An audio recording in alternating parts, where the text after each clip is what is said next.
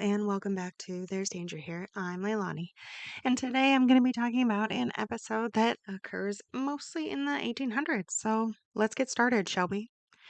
Fredericka Weisner was born in approximately 1818 in Prussia, in an area now known as Kassel, Germany.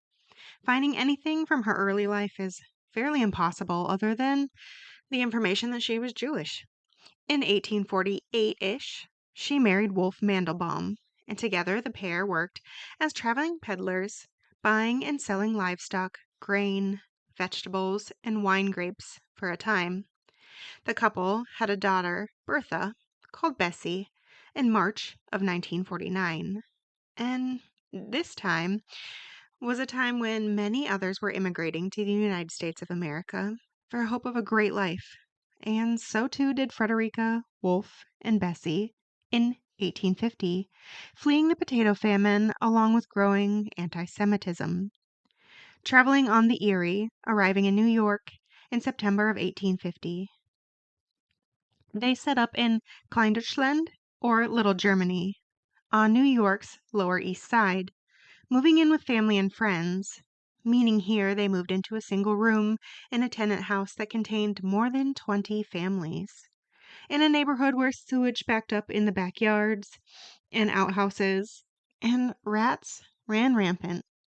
During this time, Bessie became ill and died. The couple worked hard and managed to move into a large building in the 1860s, where they had 2 boys and 2 girls that grew to be healthy. Julius came first, born in October of 1860. Sarah was born in 1862, followed by Gustav in 1864, and finally Anna in 1867. In order to pay for her growing family, Fredericka worked as a peddler in Kleindeutschland, selling silk and fabric. She found that she was good at this, and by the mid-1860s, the family was able to open their own small dry goods shop, which worked legitimately out of the front. Here again, Fredericka learned quickly. She began her fence out back. And a fence is a person who buys, sells, or receives stolen goods for profit. She knew that she shouldn't purchase anything, especially larger items, without already having a buyer in place, and this lessened her risk. It also gave her a reputation as a middleman, moving both legitimate and illegitimate items between people without asking questions. As her notoriety grew, the class of her clientele upgraded as well. She picked up the name Marm, or Mother, around this time. And throughout this time, growing her legitimate and not so legitimate business, Fredericka continued to be a devoted and loving mother, at times a bit overbearing, owing to the loss of their first child, Bessie. She allowed her sons, especially her eldest Julius, to take part in the family business, but her daughters were expressly forbidden. At this time, she did remain in the Lower East Side, a place where she was comfortable and wasn't really in competition with anyone else or really in the eyes of the law. In the beginning, she learned to bribe those in power, starting with Mayor Fernando Wood in 1860. Mayor Wood had originally started out on the straight and narrow in 1854, but quickly realized how much he could financially benefit from crime. He was removed from office in 1857 during an effort by New York State Legislature to rein in corruption, only to be reelected in 1860. Marm also learned not to play politics. She didn't get involved one way or the other, and as such, she was used by both sides of pretty much everything to elicit goods. In 1864, William Marcy, boss, Tweed, began the Democratic organization, and Marm quickly realized he had more clout and power when he became the Grand Sachem of Tammany Hall. She ensured his pockets were sufficiently lined. Those that paid their dues became known as the Tweed Ring, and pickpocketing, burglaries, and gambling dens grew exponentially around this time. The police force was also fairly new in the area beginning in 1844 and massively underfunded and undermanned. owing to this large number of immigrants continuing to flow into the United States. The bulk of the force learned to look the other way and received their portion of the bribe. Still, things can't just simply go unchecked, and rival parties noted the corruption. A reform began in the 1870s. The Tweed Ring was brought down in 1871 when the New York Times published an expose on the corruption of the Tweed and his cohorts. By December, Tweed was arrested, and a year later he was in trial. Naturally, the jury was hung, even if members of the jury had, allegedly been bribed. He was retried, however, in 1873, this time with one police officer assigned as a guard to one juror apiece. And, unfortunately, it worked. This time Tweed was found guilty and given 12 years. He served 1. In order to expand and grow, Marm worked with pickpockets, burglars, and con artists all over New York City. This brought in more business to Marm and her shop. The running joke was that she had her own school for criminals, teaching new and young men how to be pickpockets and con artists. And women, too. Increased during the Civil War, when both the legitimate and illegitimate businesses flourished, depending on their wear. Marm raked in money hand over fist. Then, as the Civil War ended, the crime rate continued to skyrocket, simply adding to Marm's plethora of wealth and people to work with. By this point, Marm's criminal network functioned much like a modern organized crime syndicate, with clear rules, coordination, and hierarchy. At the center of the operation was Marm herself, the fence, who financed thefts, purchased stolen goods, and handled distribution. Below her were trusted associates like Sophie Lyons, a skilled pickpocket, and George Leonidas Leslie, a bank robber known for planning complex heists. Each specialized in a particular kind of crime, creating a division of labor that mirrored legitimate business practices. Marm maintained loyalty through financial rewards and social bonds, often hosting lavish dinners where thieves, politicians, and police officers mingled freely. This structure minimized risk. Thieves stayed insulated from law enforcement, and Marm profited without committing theft herself. From a criminological perspective, her network exemplifies enterprise theory, which views organized crime as a rational response to illegal market demand. By organizing crime as a business, Marm blurred the lines between economic entrepreneurship and criminal enterprise, showing how social opportunity and deviance can intertwine. In 1870, however, Wolfe took ill, and it is widely believed he contracted tuberculosis. Marm maintained her business at this time, while continuing to care for her husband. In 1871, the infamous Chicago fire occurred, where 3.3 square miles of Chicago burned on October 8th through the 10th.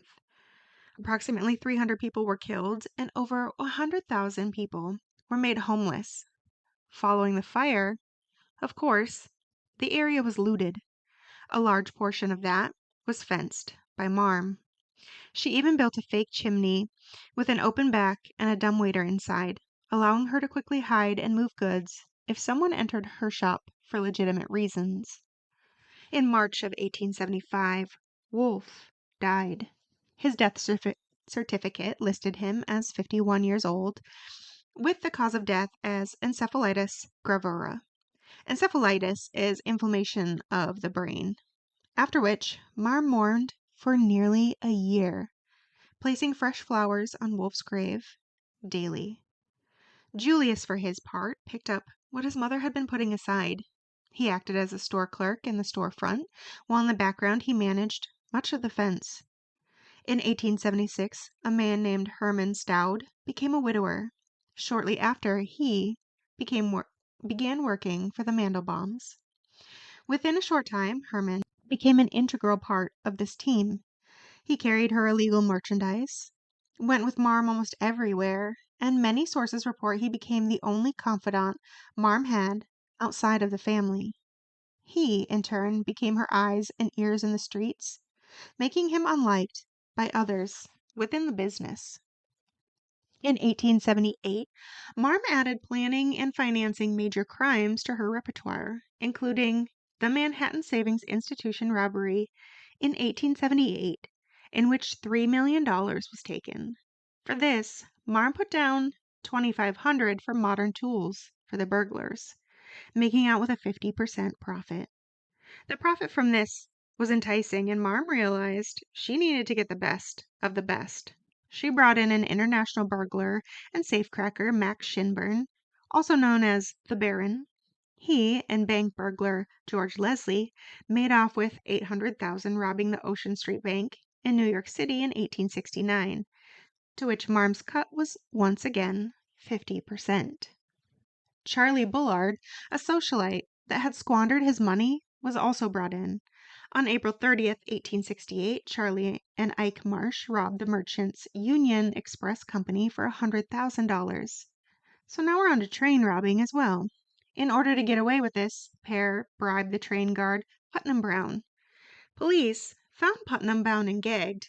However, his bindings were awfully loose, and the situation just didn't look right, so he was subsequently arrested.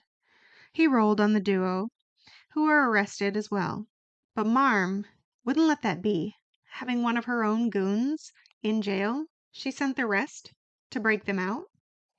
Of course, Marm used many other associates to do her bidding.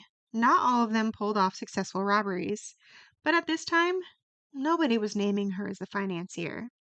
She was in thick with the higher class, who used her to get paintings and jewelry and fine silk. She continued to keep out of trouble through bribes. Those who lived in the neighborhood all knew that Marm was involved with the bulk of the crime and illegal activity in the area. But she was kind, and they weren't affected, and so they didn't pay mind to her either. It seemed as though she was untouchable, until she wasn't. Reform was coming, and by 1880s, many of her associates were dead or jailed. By 1881, a civil suit was brought against her by James Scott, a Boston merchant, stating that in January of 1877, robbers stole 26 cashmere shawls from his store on Washington Street. The shawls were worth about $780, along with 2,000 yards of black silk, worth around $4,000, suing her for a total of $6 grand, with the claim that those stolen items ended up in her shop, that she knowingly took them and subsequently sold them for her own profit. In January of 1884, James Scott eventually won his case against her, and Marm was arrested for receiving stolen property, quickly posting her $5,000 bail. That year, in 1884, New York District Attorney Pete Olney, who had been sworn in 3 months prior, decided it was time to take down the largest fence in the area. The New York City police couldn't, or perhaps wouldn't, act against Marm, so the Pinkerton National Detective Agency, a private agency known for tracking criminals and union organizers, was hired to investigate her. Their boast was that they were not able to be bribed or turned. Two brothers truly on the straight and narrow. Quote, Mr. Olney undoubtedly took the utmost aggressive interest in Mother Mandelbaum's affair, if his private utterances are to be believed, and there has never been, among respectable persons, a doubt in this regard. He thought that the existence of a woman who, by various means, had been enabled to control the most dangerous and wealthy criminal interests of America was a burning shame. He employed the Pinkerton Agency in order to discover a plan by which either the woman might be brought to justice or her business broken up. End quote. George Washington, Collections of New York Chief of Police in 1887, wrote that. In February 1884, a man entered Marm's shop, introducing himself as Joseph Stein, asking for silk. Originally, she sent him away. He continued to return asking for silk, and she continued to push him away until spring. Marm called on Joseph. When he was in the shop, she brought out several bolts of silk, showing them to him. Julius pointed to one that was marked at the end with the original owner's information. Joseph offered to cut the piece off, but his knife was, of course, too dull when he attempted, and so Marm cut it and handed just that piece to Joseph, telling him to burn it. He left the store, returning a while later, claiming it was done, though he simply had pocketed it for evidence later. A week later, she called him back and attempted to sell Joseph several bolts of silk at an exceedingly inflated price. Joseph flat out refused, telling her what the silk was actually worth, and this, I guess, impressed Marm. She thought that the police wouldn't know such information, and so eventually he was allowed to buy several bolts of silk, and over time bought approximately 12,000 yards from her. By this time, the Pinkerton Agency had enough physical evidence along with witnesses willing to testify. On July 22nd, 1884, the arrest warrant was signed, and Gustav Frank, also known as Joseph Stein, a Pinkerton detective, brought it to Marm's shop in order to arrest her for receiving stolen property. She was indeed arrested for stolen goods. On July 25th, she, Julius, and Herman were bailed out for $15,000. The same day, they were in court for pretrial hearings. The trial was set for December 4th, and sometime between July 25th and December 4th, she fled to Hamilton, Ontario, Canada, taking much of her fortune with her, even with the Pinkerton Agency watching over her pre-trial, under the assumption that she would do exactly as she did, flee. Acting independently, the Hamilton police, upon her arrival, located them, and after a search, the trio were arrested for vagrancy and for allegedly bringing stolen diamonds into the country. However, this charge did not hold up and they were let go. The New York City jeweler, you see, who had claimed the diamonds were stolen, traveled out to Hamilton for the hearing, but couldn't positively identify them. Within a few days, Marm, Julius, and Herman were released. It took several more weeks before the Canadian authorities returned the diamonds, after, of course, Marm paid custom fees and expenses of $614. After that, Marm bought a two-story whitewashed house on Hamilton Street, joined the local synagogue, and opened another haberdashery shop. A year later, when daughter Annie died, Marm came back to New York. She attended her daughter's funeral and subsequently returned to Canada. She lived there quietly until her death in 1894. Marm remains an iconic figure in American criminal history, often remembered as Queen of Fences or the Queen of Crooks. According to the New York Times, in July 24th, 1884, quote, "The woman has really been, for more than 20 years, the nucleus and center of the whole organization of crime in New York. She is believed to have furnished the capital without which extensive enterprises, even the theft, cannot be carried on. She is known to have been the fence through which stolen goods were disposed of, and without the facilities thus furnished, robbery as a business would have been impossible." End quote. On a side note, it wouldn't be until December 3rd, 1971, the United States and Canada signed an extradition treaty. Of course, long after Marm was gone. And now I know this isn't my normal story of murder and mayhem, but again, we've had some pretty heavy cases recently, and I thought this falls in line. It is true crime, and it is pretty unbelievable that one of the biggest fences in the US at this time was a woman. Now, to all those out there listening, be careful. It's a dangerous world we live in.